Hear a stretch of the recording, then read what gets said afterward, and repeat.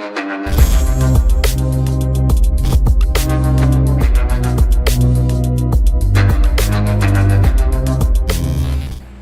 वालेकुम गाइस, कैसे हैं आप? उम्मीद करता हूं कि आप सब खैरियत से होंगे, खुश होंगे और हमारी दुआ है कि आप हमेशा खुश रहें, हंसते और मुस्कुराते रहें। मेरा नाम है रहमान अनवर और मैं हूं मोहम्मद और मैं हूं ज़फर इकबाल। और आज हम जिस वीडियो पर करने जा रहे हैं, इस वीडियो का टाइटल है Kashmiri new Hindu chief minister the workshop. तो देखते हैं भाई वीडियो और बाद में देते रिव्यू। अगर वीडियो पसंद आए तो लाइक सब्सक्राइब ज़रूर कीजिएगा और कमेंट में अपनी राय का इज़हार ज़रूर कीजिएगा। चलो वीडियो करते हैं शुरू। डिस्क्लेमर, क्या कश्मीर किसी के बाप का है?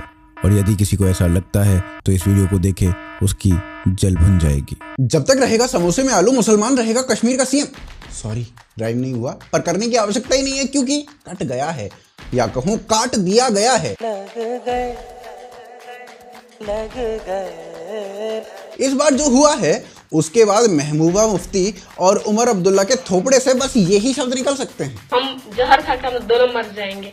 ठीक है भाई साहब, वर्षों की नींव हिल चुकी है और शानी कुतिया पिल चुकी है। अरे ये राइम हो चुका है। कश्मीर में 3 बड़े डिसीजंस लिए गए जिसके बाद कश्मीर की राजनीति पूर्ण रूपेण परिवर्तित हो गई। पहले डिसीजन अर्थात 370 के हटने के बाद इनके मुंह से निकला,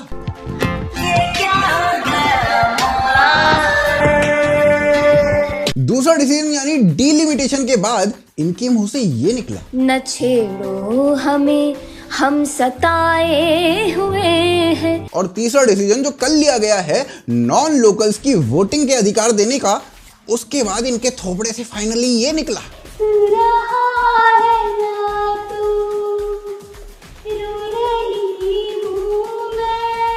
जिन लोगों को घमंड था कि 370 कभी हटाया ही नहीं जा सकता, उन लोगों को अब कभी मुख्यमंत्री बनने को नहीं मिलेगा। मोदी साहब क्या कर लेंगे? वो कभी भी अगर वो 10 दफा भी हिंदुस्तान के प्राइम मिनिस्टर बनेंगे, वो 370 को नहीं छू सकते। जिन लोगों को भारत के संविधान से कोई लेना देना नहीं था, वो लोग अब कह रहे हैं कि डेमोक्रेसी में अंतिम कील ठुक चुकी है। अभी 10 दिन पहले ही तो डेमोक्रेसी मरी थी, अब साली फिर से मर गई। डेमोक्रेसी भी कोई तगड़ी ही वस्तु है, साला फिर हर थोड़े दिनों में मर जाती है। 7342 बार इसमें अंतिम कील ठुक चुकी है, अभी थोड़े दिन में दोबारा देख लेना फिर से मरेगी। नमस्कार, मैं रविश कुमार। क्या अब मान लिया जाए कि लोकतंत्र की हत्या हो चुकी है? The death of democracy. ये लोकतंत्र की हत्या करने का आरोप लगाया है। लोकतंत्र की हत्या हुई है। वहाँ लोकतंत्र की हत्या, पूरी डेमोक्रेसी की हत्या हुई है। लोकतंत्र की हत्या कर रही है, लोकतंत्र की हत्या कर रही है। मुझे भूत में विश्वास नहीं था, पर डेमोक्रेसी को बार बार जीवित मृत देखकर होने लगा है। डेमोक्रेसी के साले पैर चेक करने पड़ेंगे, कहीं उल्टे तो नहीं है। तो जी, आज पूरे विस्तार में बताएंगे कि स्वतंत्र जम्मू कश्मीर में पहला हिंदू चीफ मिनिस्टर बनने की राह अब पूर्णतः क्लियर हो चुकी है, और इस राह को क्लियर करने में एक फैक्स मशीन का भी बड़ा योगदान है। तो जानेंगे इस पूरी कहानी को द वोक शो में।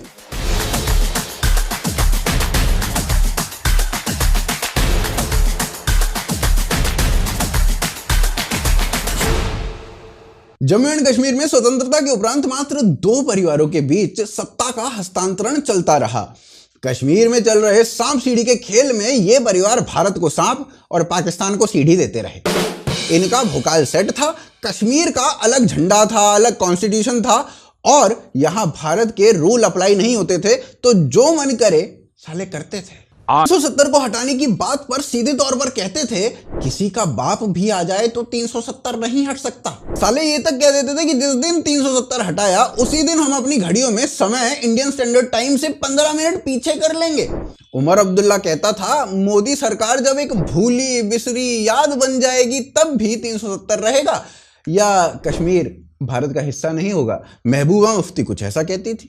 अगर आप उन कंडीशंस को खत्म करते हो तो हमारा रिश्ता खत्म हो जाता है, ये नाजायज रिश्ता बन जाता है, इलेजिटिमेट, एंड देन जो इंडिया है that becomes N occupational force in Jammu and Kashmir. Cute, very cute. अब भाई आज इस सिचुएशन पर मैं तो बस एक ही बात बोल सकता हूं,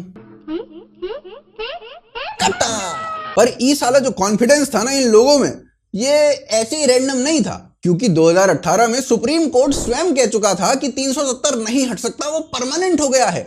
और इसके ना हटने के पीछे एक कारण भी था कि जब 370 का नियम बना था तब भारत में कॉन्स्टिट्यूएंट असेंबली नाम की एक चीज हुआ करती थी। जो भारत का संविधान उस समय बना रही थी। कॉन्स्टिट्यूएंट असेंबली ने इस नियम को टेम्परेरी नियम बताया और कहा जब भी कश्मीर में वातावरण सामान्य हो जाएगा तो उनसे विमर्श करके, यानी कॉन्स्टिट्यूएंट असेंबली से विमर्श करके इस नियम को हटा देंगे। पर वातावरण तो सामान्य हुआ नहीं, कॉन्स्टिट्यूएंट असेंबली को ही डिसॉल्व कर दिया गया। अब देश में 370 तो है, पर 370 हटाने के लिए जिससे चर्चा करनी है अर्थात कॉन्स्टिट्यूएंट असेंबली, वो नहीं है। तो बस यही अवरोध देखकर सुप्रीम कोर्ट ने भी ये कहा था कि नहीं हट सकता। परंतु 2018 में दो बड़े महत्वपूर्ण काम हुए। पहला, 19 जून 2018 को भाजपा ने पीडीपी के साथ अपना अलायंस तोड़ लिया, प्रदेश में सरकार गिर गई और गवर्नर रूल लागू हुआ। 370 हटाने के लिए अब कुछ भी करके कश्मीर में प्रेसिडेंट रूल लगवाना था और लेजिस्लेटिव पावर गवर्नर को देनी थी, जो कि दिसंबर में आर्टिकल 356 में बदलाव करके दे दी गई। परंतु प्रेसिडेंट रूल के बिना कुछ भी संभव नहीं था। कश्मीर के नियम के अनुसार पहले गवर्नर 6 महीने स्टेट को संभालेगा और फिर प्रयास करेगा सरकार बनवाने की, और तब भी अगर सरकार नहीं बनती है तब जाके प्रेसिडेंट रूल लगेगा। अब भाजपा ने पीडीपी के अलायंस के समय सज्जाद लोन को अपने पक्ष में कर लिया। वो कश्मीर के पार्लियामेंट में मोदी मोदी कर रहा है। अब इससे क्या हुआ? इससे पीडीपी स्प्लिट हो गई। एक और पीडीपी, दूसरी ओर सज्जाद लोन, जिसे भाजपा का समर्थन प्राप्त था, दोनों लगे हुए थे सरकार बनाने में, जोड़ तोड़ घटा गुना भाग a+b का होल स्क्वायर करने में। और ये गणित 20 दिसंबर 2018 से पहले पूरी करनी थी, पर फेल हो गई। अब पीडीपी ने उनके अनुसार ये गणित पूरी कर ली थी और 19 दिसंबर को अर्थात अवधि के लास्ट दिन गवर्नर को एक फैक्स किया कि हमारे पास बहुमत है, हमारी सरकार बनवा दो।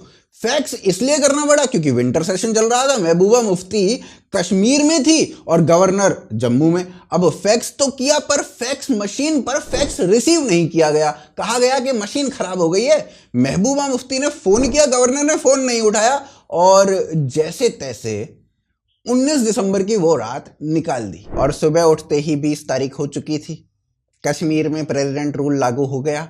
फिर आर्टिकल 367 में बदलाव किया गया कि कॉन्स्टिट्यूएंट असेंबली की पावर लेजिस्लेटिव असेंबली को दी जाती है और ऐसे कॉन्स्टिट्यूएंट, मरे हुए कॉन्स्टिट्यूएंट असेंबली को रातों रात पैदा कर दिया गया। अगले ही दिन राष्ट्रपति का गजट आ गया कि आर्टिकल 370 हटाया जाता है। और इस पे तो बस मैं एक ही बात कह सकता हूं, कटा। तो जी इसी विषय पर वार्ता करने के लिए आज हमारे साथ आए हैं प्रोटेस्ट करने में चैंपियन। 5 दिन प्रोटेस्ट ना करें तो इन्हें पेचिस हो जाता है। स्टूडेंट प्रोटेस्ट से लेकर लेस्बियन प्रोटेस्ट तक सबके अध्यक्ष यही होते हैं।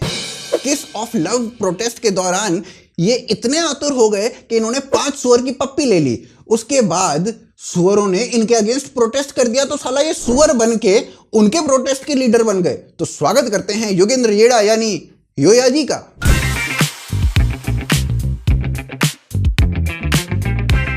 तो योया जी, आर्टिकल 370 हटने के बाद कैसा लग रहा है? माँ पड़ी है। अरे अरे अरे अरे, कैसी भाषा का प्रयोग करते हैं आप। आपको प्रोटेस्ट में अलाउड कैसे करते हैं लोग? देखिए, पिछली बार भी मैं जब आया था तो मैंने बताया था कि प्रोटेस्ट मेरा पार्ट टाइम काम है, फुल टाइम काम तो मेरा गालियां देना है। जी, आप इतने मल्टी टैलेंटेड हो, जॉनी सिंस के बाद आप में ही इतना टैलेंट है, कैसा लगता है आपको? टैलेंट तो बहुत है लेकिन किस्मत अच्छी नहीं है। कैसे? कंपेयर तो सब हमें जॉनी सिंस से ही करते हैं, लेकिन अभी तक हम वर्जिन हैं। पर आपके तो 2 बच्चे हैं। मेरे बच्चों का वर्जिनिटी से क्या लेना देना है? पर वो तो वो करने से ही होता है ना। नहीं, वो हमारे प्रोटेस्ट से हुए हैं। हम प्रोटेस्ट पे गए थे और जब हम वापस आए तो बाप बने हुए थे and I am very proud of that. तो इसका मतलब आपका भी कटा। तेरे कहने का क्या अर्थ है? भूरी वाले आट के पिसू बना लो साले खूटे से। तो 370 तो हट गया। लद्दाख को जम्मू कश्मीर से अलग भी कर दिया गया, परंतु जम्मू कश्मीर में सीट्स का जो डिवीजन था वो कश्मीर के पक्ष में था, ना कि जम्मू के। और रोशनी एक्ट के थ्रू जम्मू की भी डेमोग्राफी को कश्मीर की सरकारें चेंज करने में कुछ हद तक सफल भी हो रही थी। और 2018 में रोशनी एक्ट को रिपील कर दिया गया। अब इसका अर्थ आप समझ ही रहे होंगे। लद्दाख को जम्मू कश्मीर से हटाने के बाद 83 सीट बची थी, जिसमें 46 सीट जो थी वो कश्मीर की आती थी और 37 सीट जम्मू की, जिसका अर्थ था कि जो भी कश्मीर में जीतेगा वो सीधे तौर पर सरकार बना लेगा, जम्मू जाए भाड़ में। और होता भी यही था, हिंदू बहुल जम्मू उपेक्षित रहता था। बात डेमोग्राफी चेंज की हो रही है तो जम्मू कश्मीर में 35A के कारण वहां किसी को जो वहां पे पिछले कई सालों से भी रह रहा है उसको वोटिंग राइट्स नहीं मिले, परंतु 370 के बाद लॉ चेंज हो गया और अब 6 महीने के उपरांत डोमिसाइल्स मिलने लगे। 4 लाख से अधिक लोगों को डोमिसाइल दिया गया और इतने लोगों को डोमिसाइल देने के उपरांत, रोशनी एक्ट रिपील करने के उपरांत ऑर्डर दिए गए डिलिमिटेशन के। डिलिमिटेशन के बाद जम्मू में 6 और कश्मीर में 1 सीट बढ़ा दी गई आबादी के अनुसार, अर्थात टोटल 90 सीट हो गई, जिसमें जम्मू के पास 43 सीट और कश्मीर के पास 47 सीट हो गई। जो डिफरेंस पहले 7 सीट का था अब घटकर 4 सीट का हो गया। महबूबा मुफ्ती ने बोला जेरीमेंडरिंग हो रही है, जेरीमेंडरिंग। साला एक तो वर्ड इतना भोकाल है, हमें समझ में नहीं आ रहा था तो हमने इसके बारे में थोड़ा खोजा, और जब हमने खोजा तो उसको खोजने के बाद हम तो एक ही बात बोल सकते हैं, कट्टा। पर साला ये जेरीमेंडरिंग का बवासीर है, तो इस पे आते हैं। ये बेसिकली एक अमेरिकन फिनोमिनन है। इसमें सीट को कुछ ऐसे विभाजित करते हैं कि उस विभाजन का जो सीधा सीधा असर है वो चुनाव पर, नतीजे पर आता है। नहीं समझे? तो मानो कि ये एक डिस्ट्रिक्ट है और इस डिस्ट्रिक्ट में 100 लोग रहते हैं और पॉपुलेशन के अनुसार डिस्ट्रिक्ट में 5 सीट निकालनी है, यानी हर 20 लोगों पे 1 सीट। अब सपोज करते हैं कि इस डिस्ट्रिक्ट में 2 प्रकार के वोटर हैं, उदाहरण के लिए H और M। H उस पार्टी को वोट करता है जो इस समय सत्ता में है और ये 80% हैं, और M दूसरी पार्टी को वोट करता है और इनकी पॉपुलेशन 20% है। अब सीटों का विभाजन करना है कि कौन सा वोटर किस सीट पर वोट डालेगा। ध्यान देने की बात यह है कि सभी M वोटर्स को यदि एक साथ रखते हैं तो 1 सीट सीधी की सीधी दूसरी पार्टी को चली जाएगी, यानी ऑपोजिशन को चली जाएगी। और यदि ऐसा किया जाता है कि M वोटर 1 सीट पे 10, दूसरी सीट पे 9 है, तो 2 सीट्स ऑपोजिशन के पास जाने के चांसेस रहते हैं। अब मान लो ऐसा किया जाए कि 5 सीटों पर 4-4 M वोटर आए, तो इससे क्या होगा, जो सत्तारूढ़ पार्टी है वो 5 की 5 सीट जीत जाएगी। बस इसके बाद तो मैं एक ही बात कह सकता हूं,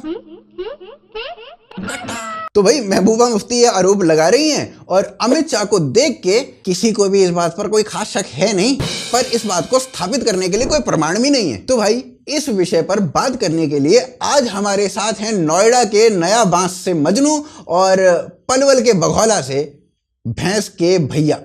ये कैसा नाम है बे? यही आए हैं, चलो बात करते हैं। तो भैंस के भैया, ये जो डेमोग्राफी चेंज हो रहा है, ये जो चालबाजी हो रही है कश्मीर में, उस पर आपका क्या विचार है? एक तो तू नाम है ढंग से ले ले मेरे, ना तो सारे धर के काटूंगा सिलबट्टा पे।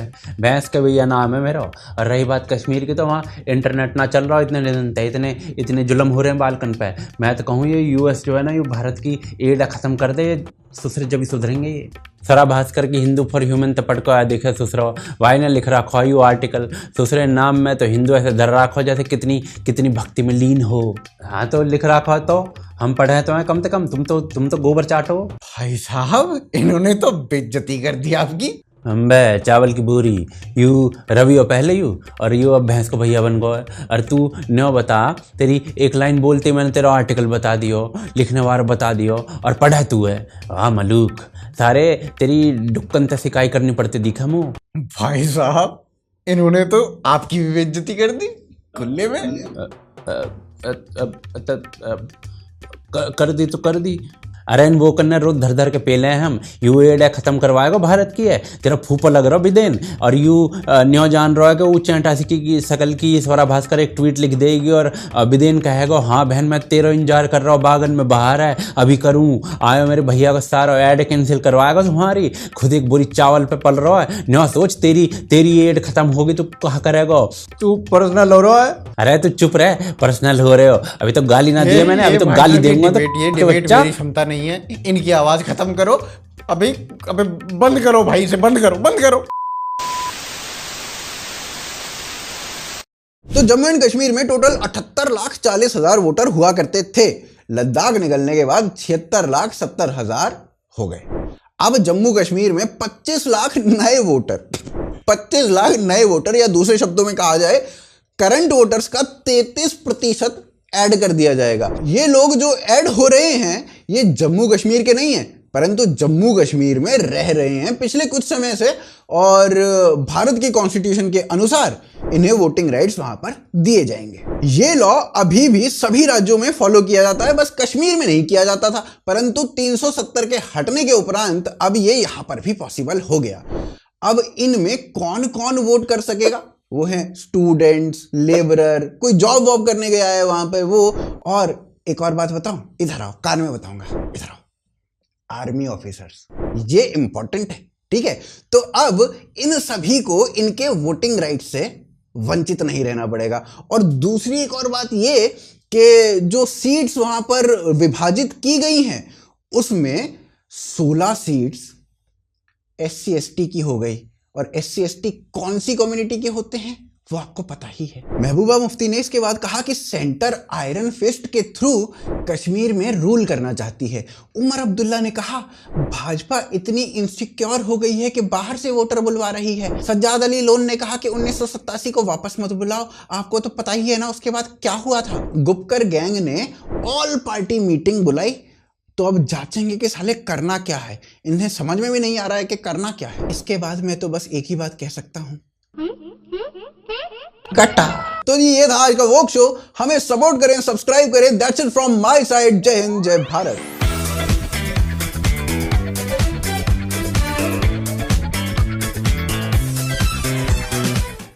हाँ जी गाइस, तो जैसा कि आप वीडियो देख रहे थे, तो वीडियो भी थी कि कश्मीर के न्यू जो हिंदू चीफ मिनिस्टर आ रहे हैं ये उस पर थे।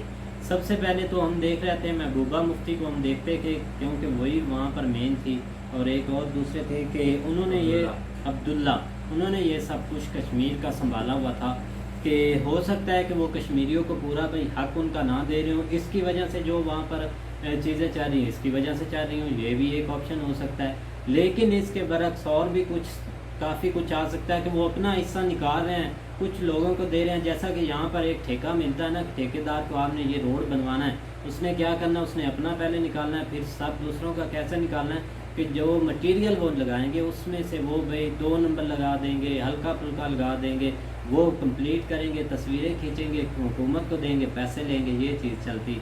वही अगर हो सकता है कि वहाँ पर उन्होंने भाई ये काम करते हों कि वो पैसे हुकूमत से ले रहे हों, आगे लगा रहे हों, लोग तंग हो रहे हों, इसकी वजह से भी कुछ लोग भाई हुकूमत पर या इंडिया की अवाम पर या उनके भाई एंटी हो सकते हैं कि उनको कोई चीज़ नहीं मिल रही। ये भी एक बहुत बड़ा पॉइंट बन सकता है। लेकिन यह है कि अब वो खुद आ रहे हैं, वोटिंग होगी, वो खुद वहाँ पर मिनिस्टर होगी, हुकूमत सब कुछ संभालेगी। भाई वीडियो की यही है कि वहाँ पे अब जो नॉन रेजिडेंट है ना, उनको जो वोटिंग का राइट दिया गया है ना, ये सबसे आम चीज़ है।